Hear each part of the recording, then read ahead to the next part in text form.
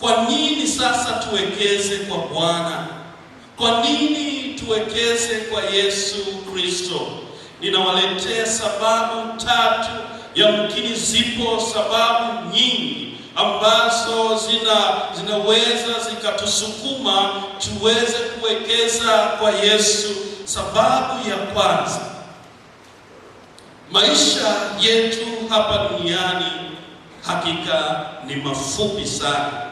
Maisha tuliyo nayo, hakuna aliyepo hapa duniani ambaye amekuja kuishi milele na milele. Maisha yetu ni mafupi hapa duniani.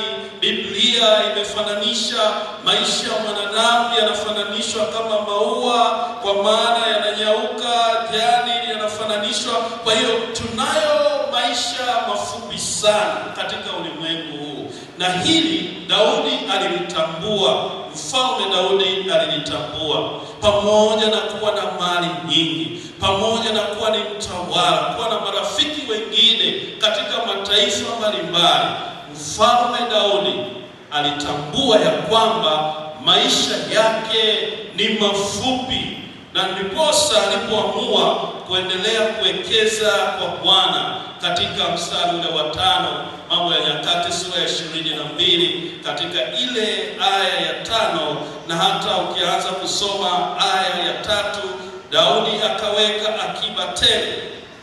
Vinatajwa vitu ambavyo alivyoviweka, lakini katika ule mstari wa 5 neno la Mungu linasema ya kwamba Daudi akasema, Sulemani mwanangu akali ni mchanga bado na mororo, nayo nyumba atakayojengewa Bwana haina budi kuwa nzuri mno, yenye sifa na yenye fahari katika nchi zote.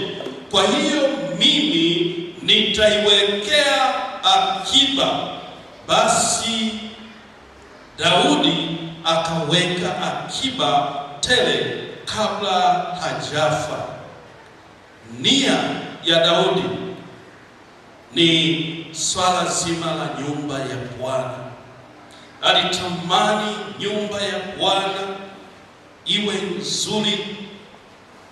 Alitamani nyumba ya Bwana iwe na sifa, yenye fahari katika nchi zote.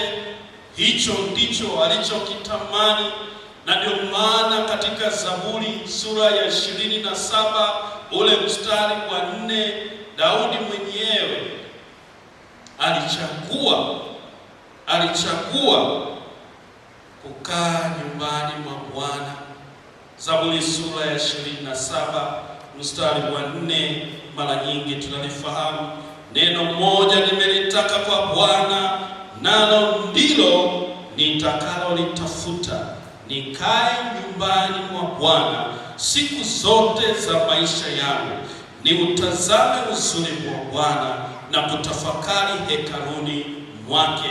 Hiyo ndiyo ilikuwa ni nia ya Daudi. Hiyo ilikuwa ni azma ya Mfalme Daudi, kwamba nia yake ni kuendelea kukaa nyumbani mwa Bwana.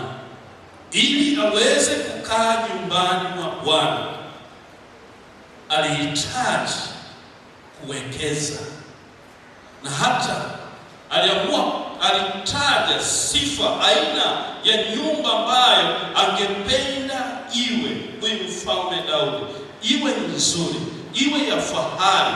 Kwa hiyo Daudi akaanza kuweka akiba. Maana ya akiba, maana yake alikuwa anawekeza kwa ajili ya baadaye, anawekeza. Na hata tunaona katika huo mstari wa 5, basi Daudi akaweka akiba tele kabla hajafa akaweka tele. Tele linamaanisha kwamba ni nyingi, kwa wingi, kabla hajafa. Kwa hiyo alitambua maisha yake hapa duniani ni maisha ambayo ni mafupi, sio marefu. Alilitambua hivyo aliamua, akachukua hatua ya kuwekeza kwa Bwana, na wala hakuishia hapo tu. Alipowekeza kwa vitu alivyovitaja, lakini aliendelea pia kwa ajili ya kijana wake Sulemani, naye akamwambia katika ule mstari wa 14, nawe utaweza kuongeza. Baada ya kuvitaja hivyo, alipenda pia hata mtoto wake, kijana wake, aweze kuwekeza kwa Bwana. Ndugu zangu wa Kristo, tunawekeza kwa Bwana kwa sababu maisha yetu hapa duniani sio marefu.